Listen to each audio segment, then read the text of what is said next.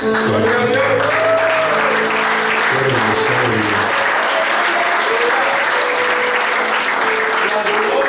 presencia de Dios, cuando comienza a ministrar, nos hace pequeños y a la misma vez nos hace grandes. Nos llena de tal manera. El que no levanta sus manos en estos momentos, déjeme decirle que muy difícil los levantará en los momentos difíciles.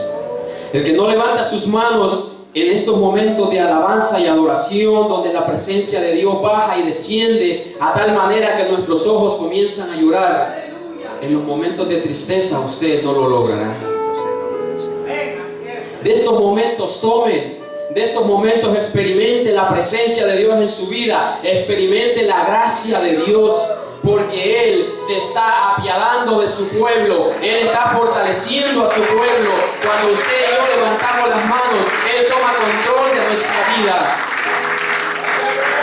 Cuando nosotros levantamos las manos, no es solamente por costumbre, sino que es porque el poder de Dios desciende y nos cubre con su poder y nos fortalece, nos llena de su presencia y nos lleva al siguiente nivel donde Dios nos quiere bendecir más. No es por molestarle que se le dice levante las manos, sino es para que usted pueda comenzar a experimentar esa gloria de Dios. Y una vez usted la experimenta, usted va a querer más, usted va a querer más. Ya no va a ser una mano, ya van a ser las dos manos arriba al cielo, ya va a ser su alma Dios, aleluya.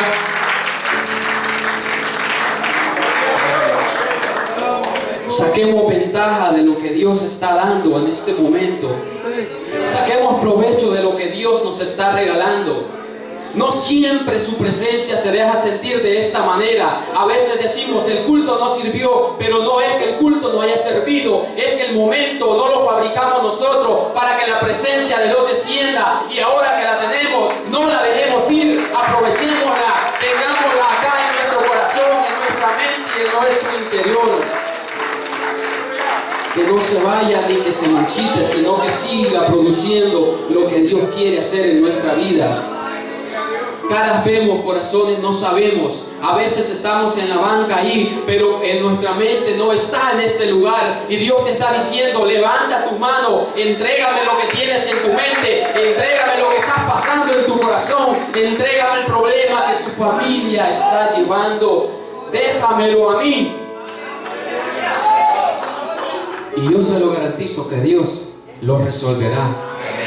Mientras usted lo tenga atado a su mente y a su corazón y su mano no se levante, el problema seguirá estando ahí.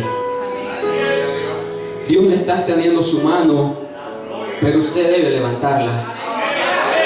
Usted debe abrir su mano, usted debe abrir su boca, usted debe abrir su corazón, usted debe abrir su alma. Olvídese del que está a su lado y solamente piense y medite en la presencia de Dios. Gracias Jesús. Gracias Jesús por bendecirnos con tu presencia. Gracias Señor por ser tan bueno con nosotros.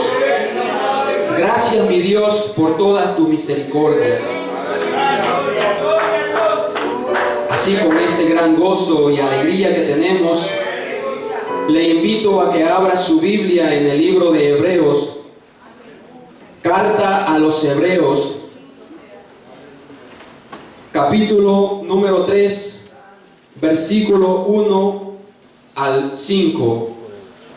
Quiero dar muy cordialmente las gracias a mis pastores por esta oportunidad y por supuesto al que todo se lo merece, a Cristo Jesús. Sin Él no estuviéramos en este lugar disfrutando de tan grande fiesta, de tan grande gozo, compartiendo tan grande poder. Cuando todos lo tengan me dicen amén. Y la palabra de Dios la leemos honrando al Padre, al Hijo y a su Santo y Divino Espíritu.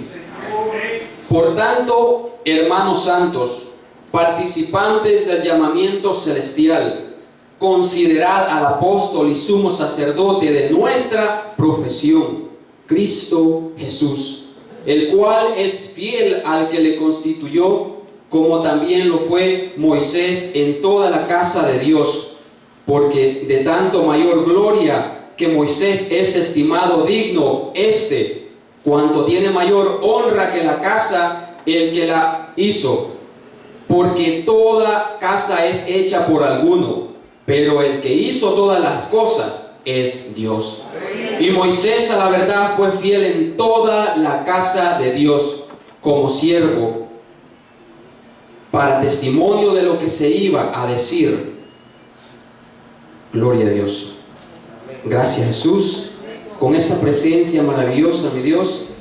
Asimismo, nuestros corazones están preparados desde este momento, Señor, para recibir tu palabra y para seguir tomando nueva fuerza, mi Dios, porque tú eres el único que quita nuestras cargas, mi Dios. Tú eres el único que quita, mi Dios, todo dolor, toda tristeza, mi Dios. Pero en obediencia hoy escucharemos tu palabra, mi Dios, en el nombre de Cristo Jesús. Amén. Puede tomar su asiento. En el nombre de Jesús. Gracias, Señor. En esta tarde, hermanos, quiero compartir un testimonio corto, pero poderoso. A veces decimos un testimonio pequeño, pero Dios no nos da testimonios pequeños. Dios nos da testimonios cortos, pero poderosos. Dios, cuando hace las cosas, las hace grandes y poderosas. Y las hace porque nosotros no podemos hacerlas. Amén. Hace algunos 4 meses, quizás atrás, el año pasado, yo mientras hacía un trabajo, en algún momento, no sé cómo, ni cuenta me di, hice algún movimiento, un mal movimiento.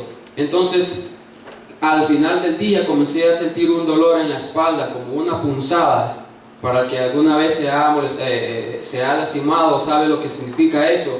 Y usted hasta cuando respira siente aquella punzada en el costado. Entonces, eso fue un miércoles. Recuerdo que vine a la iglesia y me sentía mal. Me tomé una pastilla y regresé a casa. Descansé, fue el siguiente día a trabajar y confiando en Dios que se me iba a quitar ese dolor en el nombre de Jesús. Comencé a tener cuidado mediante trabajaba y todo eso, pero al final del día el dolor era más intenso a tal grado que esa vez estaba trabajando con mi hermano Marvin y yo le dije, ¿sabe qué, varón? A esta hora paramos y nos vamos. Y yo quería parar mucho antes, pero había responsabilidad. De tal manera que igual me vine un poco temprano para la casa, pero yo me sentía mal porque al respirar era un dolor que me afectaba demasiado. Tenía que respirar levemente para que el dolor aquel no me fastidiara tanto. Asimismo vine el jueves, seguía la rutina de servirle a Dios, a la práctica y todo. El viernes de regreso a trabajar. Regreso del trabajo, yo pensaba que ya estaba mejor y el dolor seguía. El dolor seguía a tal grado que el viernes, después de la administración, cuando el pastor dice, estaba tarde, imagínense, a las 10:30 de la noche, ya uno a veces está cansado, pero está uno con fe, creyéndole a Dios. Dios va a hacer algo. Para Dios no hay tiempo, no hay límite para que Él lo haga. Dios va a hacer algo en este momento. Yo estaba con el instrumento en la espalda y tenía que de alguna manera cargar el instrumento y a la misma vez controlar la forma de respirar. Pero ahí es donde entra papá. Ahí es donde entra su presencia.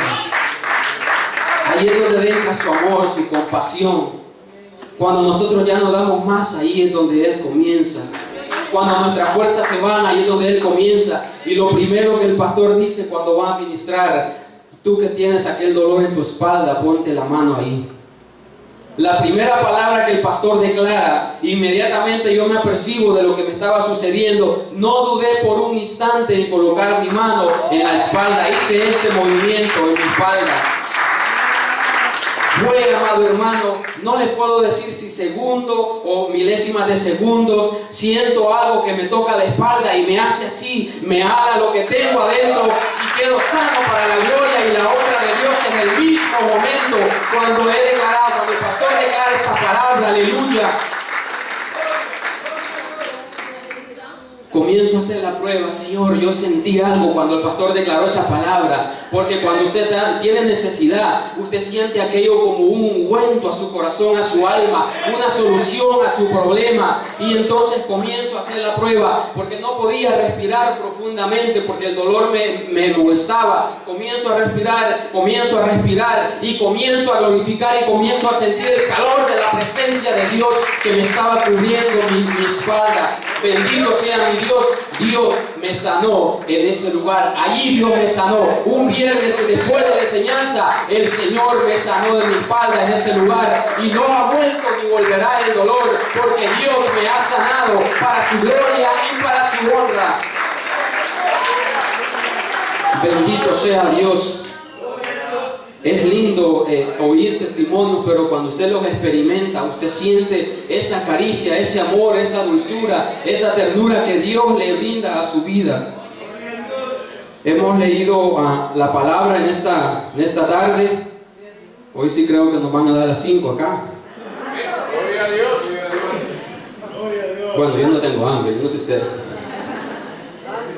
Dice, por tanto, hermanos santos, participantes del llamamiento celestial, considerad al apóstol y sumo sacerdote de nuestra profesión, Cristo Jesús. ¿Quién es nuestro apóstol y sumo sacerdote? Cristo Jesús. ¿Qué somos nosotros? Somos llamados profesionales en Dios. ¿Qué quiere decir la palabra participante? Persona que participa en algún suceso o actividad. No dice persona que está inerte sin hacer nada para participar, no dice eso. Persona dice que participa en algún suceso o actividad. Persona que participa con otros en una actividad. Llamamiento es invitación, convocatoria. Todos nosotros hemos sido llamados de las tinieblas, dice su palabra, a la luz admirable. ¿Para qué? Para que participemos de este llamamiento celestial. En otro tiempo no éramos dignos, en otro tiempo nosotros estábamos destituidos de la gloria de Dios. Viene Cristo, muere en la cruz del Calvario y nos hace aceptos y nos hace copartícipes de su trono, de su gloria, de su reino. Amén. He escrito acá 5 puntos para no ir tan lejos, porque yo sé que esto es demasiado grande. En todo lugar, en toda institución hay reglas y hay normas. En toda profesión, el que es doctor tiene que estudiar conforme a la medicina. El que es agricultor tiene que estudiar conforme a lo que está cultivando. El que es ingeniero tiene que estudiar todo lo que tenga que ver con su profesión. Ni el ingeniero estudia para doctor, ni el doctor para ingeniero. Todos nosotros tenemos una profesión y es el de ser hijos de Dios. Amén. El tema de esta tarde es: sin obediencia no hay recompensa.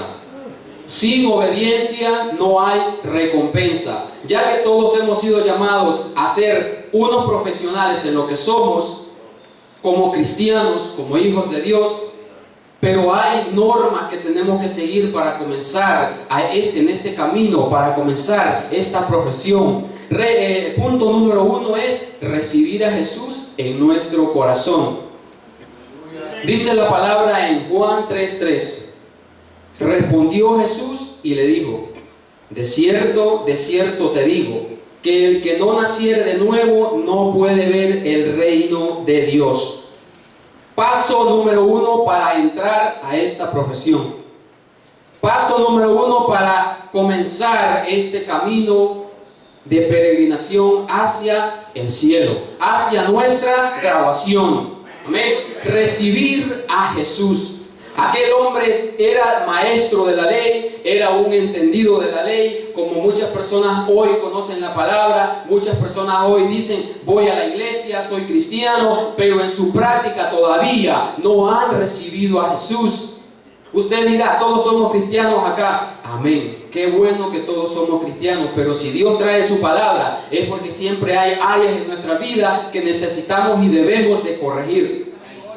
Aquel hombre se le acerca a Jesús. Jesús le comienza a hablar la palabra, le comienza a decir cosas espirituales. Y aún aquel hombre dice, no entendía lo que Jesús le estaba hablando. Aquel hombre todavía no pertenecía a esta profesión. Todavía estaba fuera, todavía estaba cegado, todavía no podía comprender la palabra que Jesús le estaba hablando. Entonces dice, de cierto te digo, que el que no naciere de nuevo no puede ver el reino de Dios. Hay momentos que en nuestra vida podemos dejar de ver el reino de Dios. Hay momentos en nuestra vida que con nuestras acciones, con nuestras actitudes, aún estando en la iglesia, podemos dejar de ver el reino de Dios. Por lo tanto, es necesario que nosotros día tras día vengamos a la presencia de Dios, nos arrepintamos para que podamos seguir enchufados a la presencia de Cristo Jesús.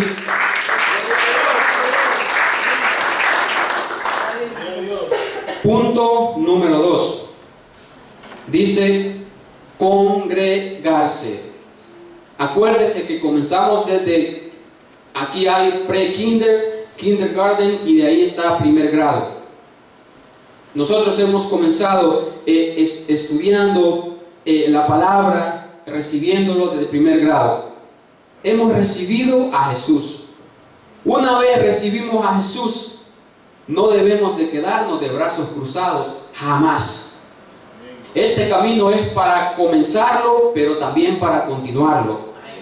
La palabra dice que Él mismo constituyó a unos apóstoles, a otros profetas, a otros evangelistas, a otros pastores y maestros. ¿Para qué? Para que la iglesia sea perfeccionada. ¿Recibiste a Jesús? Amén. Ahora hay que congregarnos, hay que venir a la casa del Señor, hay que adorarle, hay que disfrutar de estos momentos que hemos tenido en la alabanza y la adoración al Señor.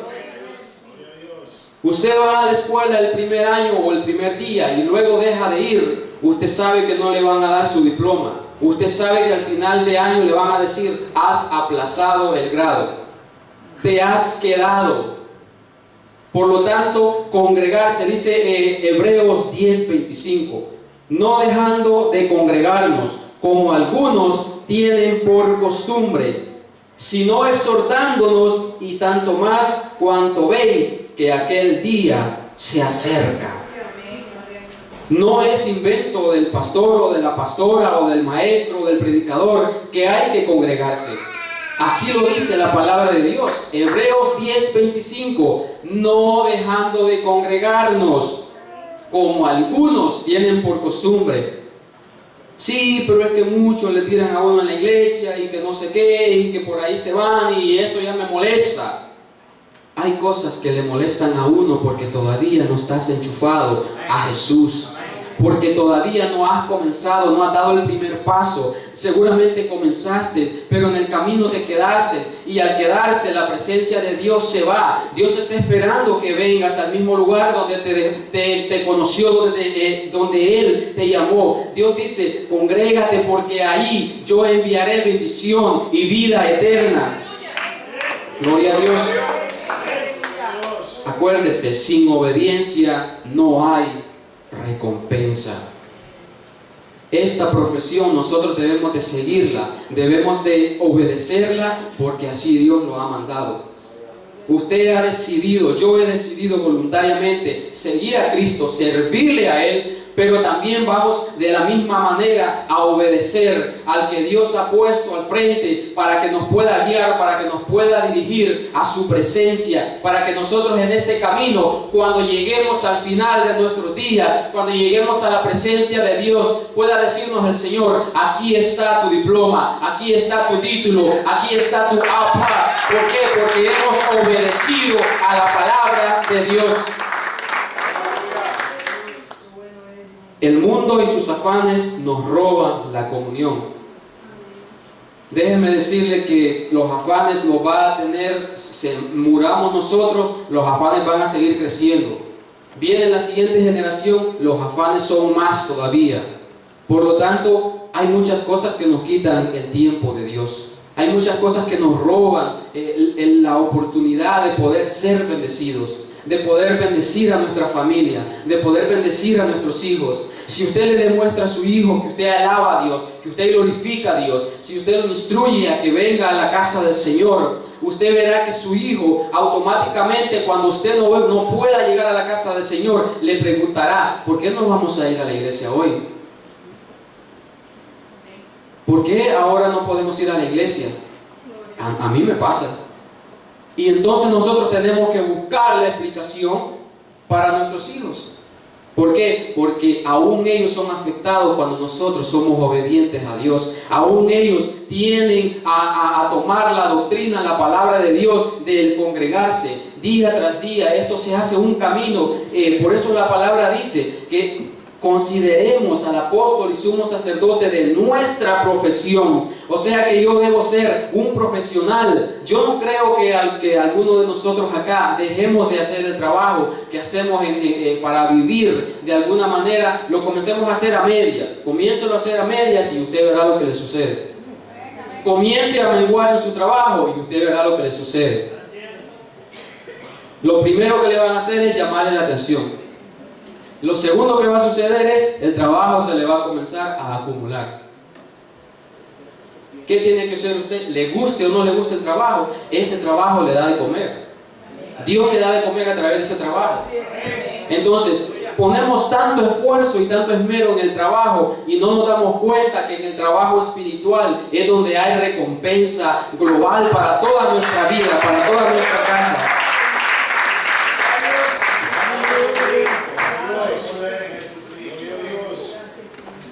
Punto número 3. Orar y vigilar.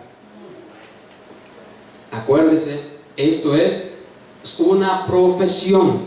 Esto es para llegar al reino de los cielos. No que con esto lo vayamos a lograr, pero esto nos va a ayudar a mantenernos limpios ante la presencia de Dios. Dice Mateo 26:41. Velad y orad para que no entréis en tentación. El espíritu a la verdad está dispuesto, pero la carne es débil. Velad y orad para que no entréis en tentación. El espíritu a la verdad está dispuesto, pero la carne es débil. La debilidad es un símbolo de pérdida de energía, pérdida de fuerza, pérdida total de nuestro ánimo para poder orar y para poder vigilar.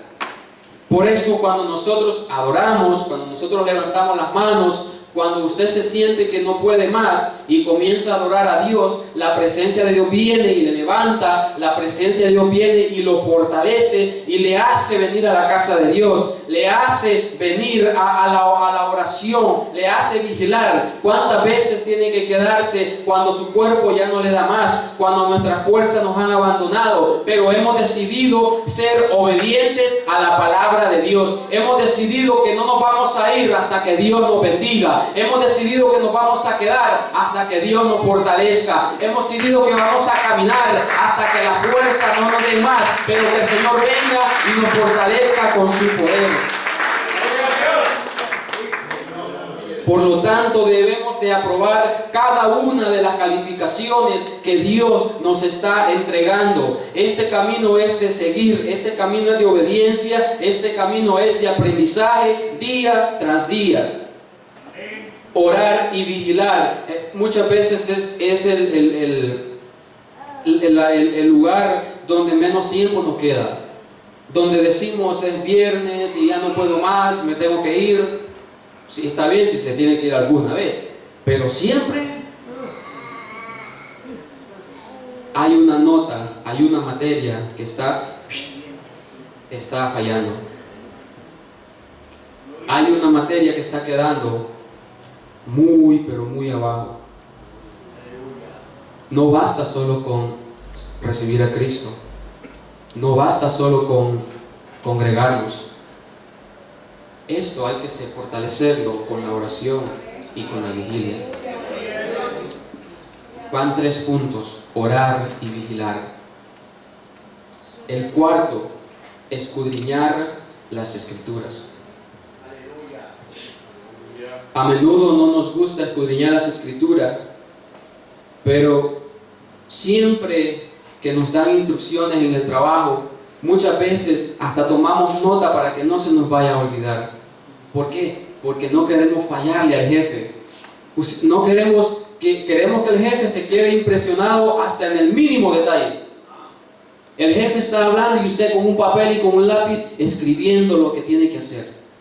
Es que si mi jefe me ve escribiendo, va a ver que tengo interés y a lo mejor me sube el sueldo, me sube el salario. ¿Y por qué con la palabra de Dios no somos tan interesados? Gloria a Dios. ¿Cómo usted puede saber para qué está estudiando o cuál va a ser su profesión si no está estudiando la palabra de Dios?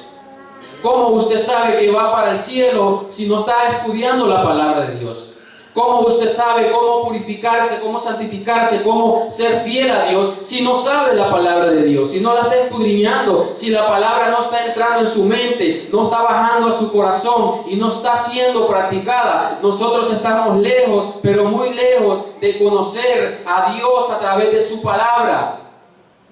Este libro de Hebreos dice que el pueblo judío se estaba volviendo a las costumbres de los judíos, a la ley. Ellos habían recibido a Cristo, pero en el camino había venido el desánimo, había venido las otras conversaciones, había venido el mundo y les había comenzado a robar la fe, había venido el dejar de orar, el dejar de vigilar, y comenzaban nuevamente a practicar la ley, comenzaban nuevamente a practicar aquellas cosas viejas, aquellas cosas antiguas que les gustaba a aquel pueblo practicar y por las cuales Jesucristo vino a libertarlos.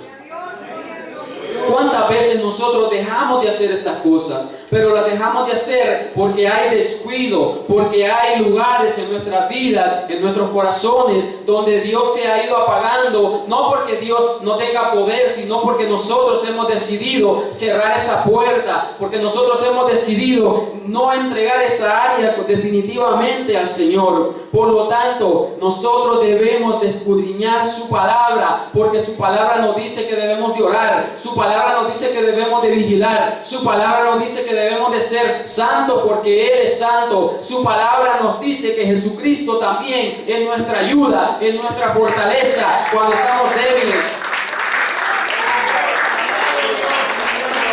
No se puede aprobar una materia si no se estudia. Nótese que siempre cuando nosotros íbamos a la escuela, siempre había niños, había muchachos que no llegaban a las clases, o que estaban en la clase pero no estaban poniendo atención. Cuando venía el examen, ahí era donde se veía quiénes eran